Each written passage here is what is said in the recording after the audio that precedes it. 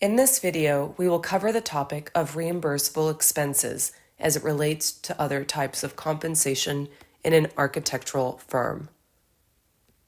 Topics we'll cover include reimbursable expenses, direct and indirect expenses, and profit. Before we dive into reimbursable expenses, it helps to recap using the cake analogy to decipher all the expenses that get wrapped into setting a design fee to charge the client. The first layer of the cake is your direct expenses.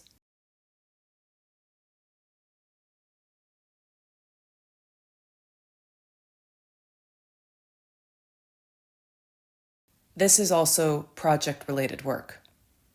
The second layer is indirect expenses.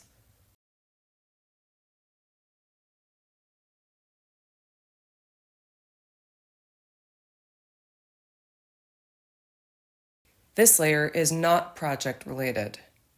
These are expenses incurred to keep the firm and business operating. The third is profit, that big markup in your fee to make sure you pay for your total expenses, direct and indirect, and still make a profit. Reimbursable expenses are project-related expenses at a small markup to pay for other project costs incurred along the way.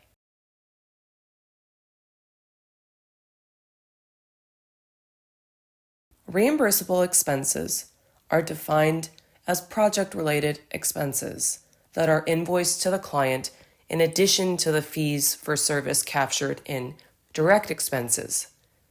Now, unlike direct expenses, which are project-related expenses again, reimbursable expenses are also project-related, but think of them as unforeseen fees incurred by the architect as the project progresses. The reimbursable expenses would also include a small markup percentage on those expenses. Let's consider an example. Mark is charging the client a stipulated sum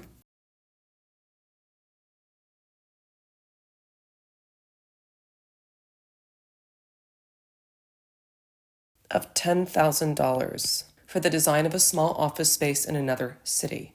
Mark's fee does not include reimbursable expenses, or in our cake analogy, our reimbursable expenses were that fourth bottom layer. Those are our reimbursable expenses. So Mark's fee does not include reimbursable expenses, which are expenses paid by Mark that are directly relatable to the project. The $10,000 comes out of direct expenses, indirect expenses, and a large markup for profit. But what about those reimbursable expenses? Mark visits the project job site and incurs both gas and toll expenses. Mark also incurs expenses for mailing design documents in the form of postage, handling, and delivery fees. Mark decides to charge a 3% markup for his reimbursable expenses in that fourth layer. The markup dollars turn out to be a form of additional revenue for Mark's firm.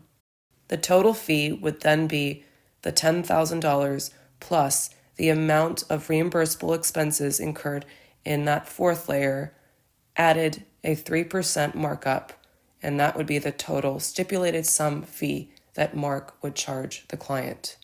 Of course, these reimbursable expenses are incurred as the project progresses. They're unforeseen, but they're incurred as the project-related needs are fulfilled and the expenses are incurred. So these reimbursable expenses, unlike the stipulated sum fee that comes at the beginning, get charged progressively.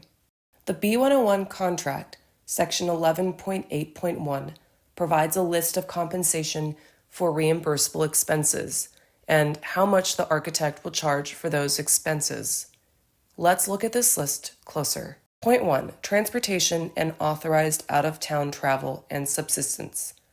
This is project-related, so trips specific to the project are considered reimbursable. Point 2.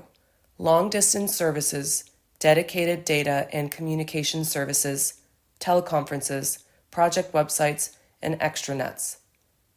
The project here might require a website or a teleconferencing platform specifically requested by the owner, which would fall under reimbursable expenses. Point 3. Permitting and other fees required by authorities having jurisdiction over the project.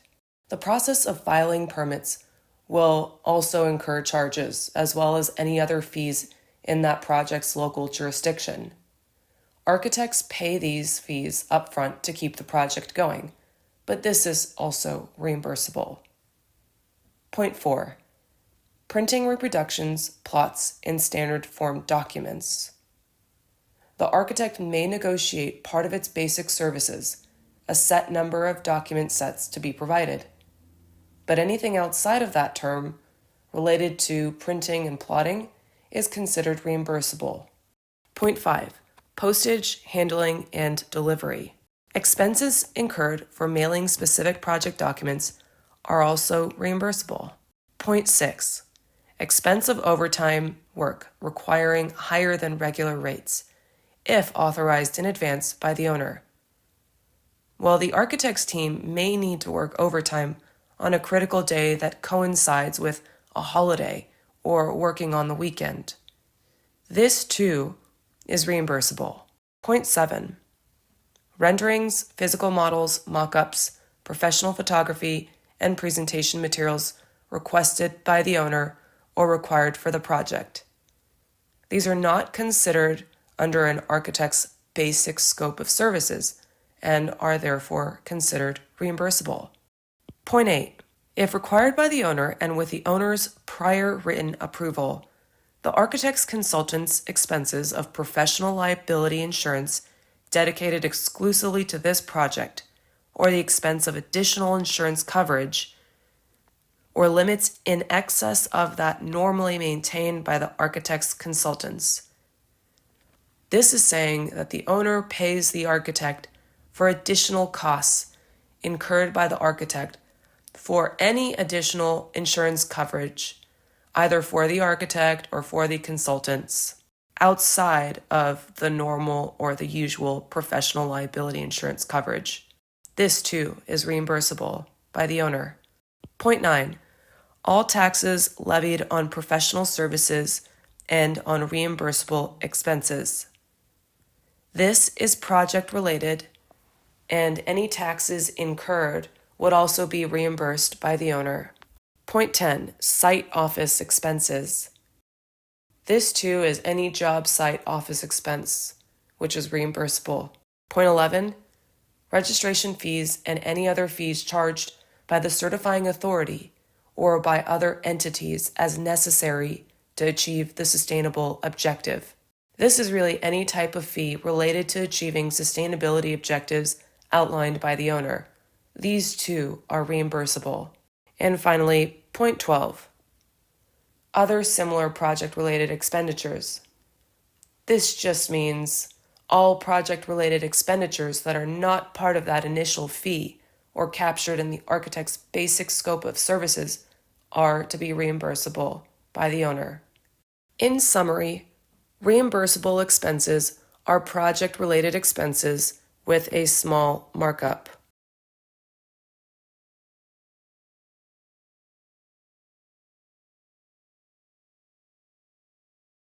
That allow the architect to pay for unforeseen project costs. These expenses make up the fourth layer in the cake analogy for all the expenses part of an architect's design fee, including direct expenses,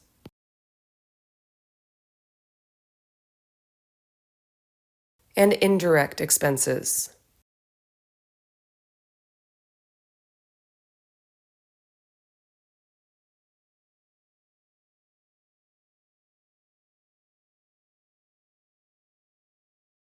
And finally, profit. The B-101 contract between the owner and architect provides a list of reimbursable expenses which the architect, provided prior approval by the owner, can charge for those additional reimbursable expenses. And these are your four main types of expenses that get wrapped up into a typical architect's design fee.